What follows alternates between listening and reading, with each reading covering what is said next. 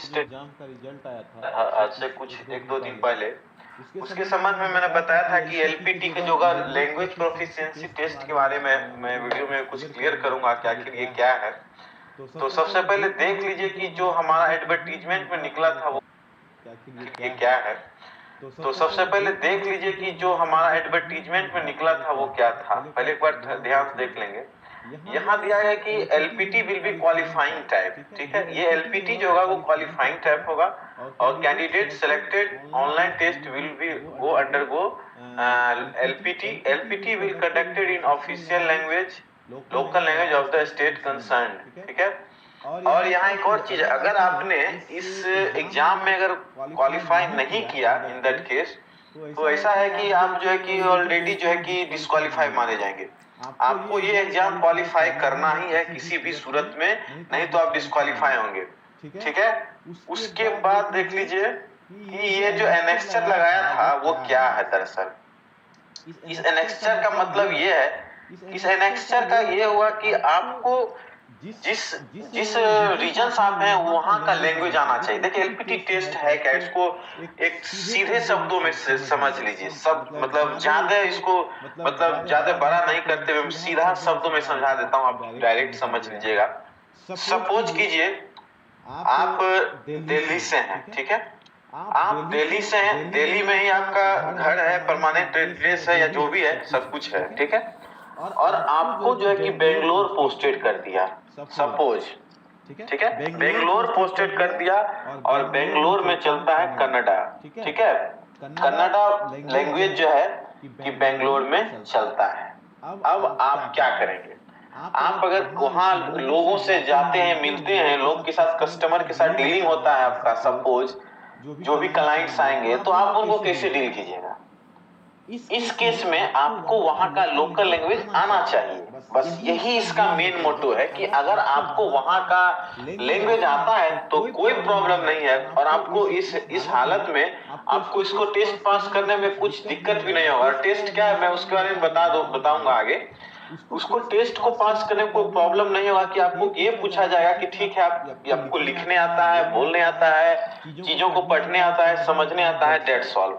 आपको मैं एक किस्सा बता रहा हूँ, ये हाल फिलहाल का किस्सा है। दरअसल ये इंडिया पोस्ट का है और इंडिया पोस्ट में पोस्टमैन की बहाली आई थी। ठीक है, आपको पता होगा कुछ दिनों पहले जो 2017 में पोस्टमैन की बहाली आई थी और वहां पर क्या हुआ था बहाली में, कुछ लोग जो है कि वहां पर भी जो ऐसा ही कुछ लैंग्वेज सिलेक्टेड किया गया था कि आप जिस रीजन से है वहां 20 या 25 नंबर का जो लैंग्वेज का टेस्ट था। जैसे कि अब तमिल में है, तेलुगु में है, कन्नड़ा में है, मराठी में है, गुजराती में है, वहां का एक टेस्ट दिया गया था कि आपको उस टेस्ट में जो है कि आपको 25 नंबर लाना है। 25 नंबर का टेस्ट था, 100 नंबर का मार्क्स में मैथ, रीजनिंग, इंग्लिश और एक लैंग्वेज टेस्ट था। मतलब था कि आपको पास करना है। ठीक है, और आपको बता दें कि शायद हम हाल फिलहाल है तमिलनाडु साइड का है, यहाँ पर क्या हुआ कि बहुत सारे ऐसे बच्चे सेलेक्ट हो गए जो हमारे हिंदी रीजन से आते थे, जो नॉर्थ इंडिया से आते थे, वो सेलेक्ट हो गए नॉर्थ साउथ रीजन में। और जब पता चला वो पोस्ट ऑफिस को ज्वाइन किए तो वहां उनको तमिल आता नहीं था और जब तमिल आता नहीं था तो वो काफी कंफ्यूज थे। लोग उनसे, जो उनके ऑफिसर थे, वहां के जो स्टाफ थे, उनसे कुछ कम्युनिकेट हो नहीं पाता था, जिसके कारण उन लोगों को ऐसा कंफ्यूजन हुआ कि आखिर क्या बात है। फिर बाद में क्या हुआ कि उसका जो है कि इंटरनल इन्वेस्टिगेशन हुआ। ठीक है, इंटरनल इन्वेस्टिगेशन के बाद जो है कि उन लोगों का जो है कि रफ जो टेस्ट हुआ दिया गया, जिसमें कि उनको पता चला कि ये पता नहीं कैसे आ गए, नहीं आ गए, और फिर उनको जो है कि वहां से उसको बाहर निकाल दिया गया। मतलब कि वहां से उनको उन पर मतलब एफआईआर दर्ज कर दिया, केस दर्ज कर दिया गया और उनको वहां से बाहर निकाल गया। मतलब सीधा था, आपको अगर लैंग्वेज नहीं आएगा वहां का तो आप वहां कैसे अपने आप को एकोमोडेट कीजिएगा। बस यही किस्सा इस एग्जाम में भी है, आजकल बैंक में भी यही चल रहा है, बैंक एग्जामिनेशन में भी यही कुछ पूछा जाता है कि भाई आपको क्या है, नहीं है, कैसा क्या है, उसके बारे में। ठीक है, तो ये इसका एक शॉर्ट मतलब स्टोरी था जो मैं सबको बताया। अब मैं आपको बता दूं कि एक्चुअली क्या टेस्ट है। देखिए लैंग्वेज प्रोफिशिएंसी टेस्ट है, एक्चुअली इसका कोई मकसद नहीं, इसका कोई बेसिकली नो एक्चुअल पैटर्न, इसका कोई एक्चुअल पैटर्न नहीं है। In language proficiency test, reading, writing and speaking skills of a particular language will be tested. आपका जो है कि लिखने का, बोलने का, पढ़ने का, ये जो है कि आपका जो है कि टेस्ट लिया जाएगा इस सेक्शन के अंतर्गत कि आप कितना अच्छा बोल सकते हैं, क्या आप बोल सकते हैं या नहीं, या उस मतलब क्या आपकी वहाँ के लैंग्वेज के बारे में समझ है, ये हुआ।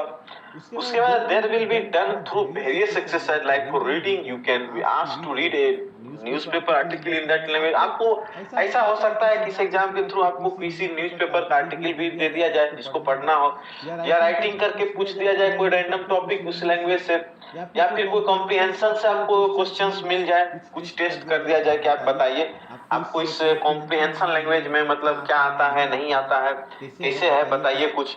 तो ये सब हो सकता है। उसके बाद देखिए एलपीटी टेस्ट जो है कंडक्टिंग का मेन मोटो है to expert in the language where you doing job. जहां आप जॉब कर रहे हैं आप वहां के लैंग्वेज में एक्सपर्ट हैं, आपको एक्सपर्ट होना चाहिए, ठीक है। और selected candidates are able to communicate effortlessly with the local population. मतलब है कि जो सिलेक्टेड कैंडिडेट्स हैं, जो वहाँ मतलब जो सेलेक्ट हुए हैं जिस रीजन से, जैसे कि आप गुजरात रीजन से हुए तो गुजराती, तमिल से हुए तो तमिल होना चाहिए, तमिलनाडु से, आंध्रा से हुए तो तेलुगु, इस तरह से जो वहाँ का एफर्टलेसली मतलब बिना मतलब किसी परिश्रम के जो आपको आराम से जो है कि वहाँ का लोकल लैंग्वेज जो है लोकल पॉपुलेशन के साथ मतलब लोकल लोगों के साथ आपको आना चाहिए, और आपके पास जो बेसिक नॉलेज होना चाहिए उस लैंग्वेज का, जो लोकल लैंग्वेज का, ठीक है। If you have basic knowledge of the local language that will be enough to clear LPT. तो ये आपके लिए एनफ है, या आप आराम से जो है कि एलपीटी यानी जो लैंग्वेज प्रोफिशिएंसी टेस्ट है उसको पास कर जाएंगे बिना कोई हिचकिचाहट। इसमें कोई हिचकिचाहट वाली बात नहीं है, ठीक है। तो आपको ये देखना है कि आप जिस लैंग्वेज में हैं आप उस लैंग्वेज के ही होंगे। और हमको लगता है कि अगर कोई हिंदी का आदमी हिंदी में होगा तो उसको तो ना पढ़ने में दिक्कत होगा, ना न्यूज़पेपर पढ़ने में दिक्कत होगा, ना कुछ बोलने में प्रॉब्लम होगा, ना कुछ और भी चीज करने में उसको प्रॉब्लम होगा। तो इसलिए हमको नहीं लगता है कि आपको किसी प्रकार की समस्या एलपीटी में होगी। और सवाल है कि क्वेश्चन कैसा पूछा जाएगा, तो इसके बारे में कोई एक्चुअल कोई पैटर्न सेट नहीं किया गया है कि किस तरह के सवाल आएंगे, इसीलिए उसके बारे में विशेष नहीं कहा जा सकता है। बस यही चीज मकसद होगा कि आपके स्किल्स को, आपका जो लैंग्वेज स्किल्स है उसको पहचानने की कोशिश की जाएगी, जानना जाएगा, पूछा जाएगा थॉरोली। उसके बाद जो है कि आपका एक प्रॉपर टेस्ट हो जाएगा, उसके थ्रू आपका पता चल जाएगा कि आखिर एक्चुअल में क्या है इसका मेन मकसद, ठीक है। तो ये इसका बेसिकली चीज है एलपीटी का।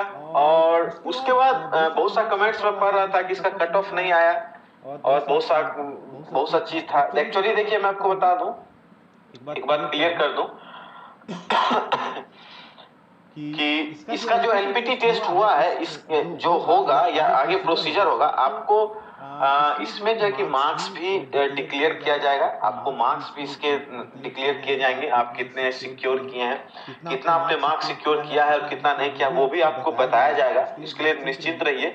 उसके बाद कट ऑफ की जहां तक बात है कि कट ऑफ भी जो है कि घोषित कर ही दिया जाएगा अब अगले स्टेज में, कि जो है कि आपने कितना मार्क्स सिक्योर किया और कितना पर जो है कि कट ऑफ जो फिक्स्ड किया गया हर रीजन से। क्योंकि देखिए रिजल्ट जो निकाला गया है रीजन वाइज है, रिजल्ट रीजन वाइज निकाला गया है, तो निश्चित ही हमको ऐसा लगता है, ऐसा होना चाहिए कि रिजल्ट को जो है रीजन वाइज है तो रिजल्ट के जो अकॉर्डिंग जो है कि कट ऑफ भी जो है कि रीजन वाइज ही कट ऑफ आएगी, ठीक है। उसके लिए आप ज्यादा संकोच संदेह मत कीजिए, आपका कट ऑफ जो है कि दिखा दिया जाएगा, नंबर भी डिस्प्ले कर दिया जाएगा, उसके लिए कोई प्रॉब्लम नहीं है। और उसके बाद बहुत सारे लोग वो बायोडाटा वगैरह के बारे में पूछ रहे थे, तो उसके बारे में देखिए कुछ नहीं है,